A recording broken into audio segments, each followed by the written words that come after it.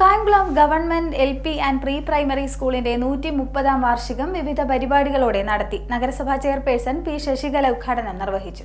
Kayamkulam government LP and pre primary സ്കൂളിന്റെ 130ാമത് വാർഷികാഘോഷം വിവിധ പരിപാടികളോടെ നടന്നു.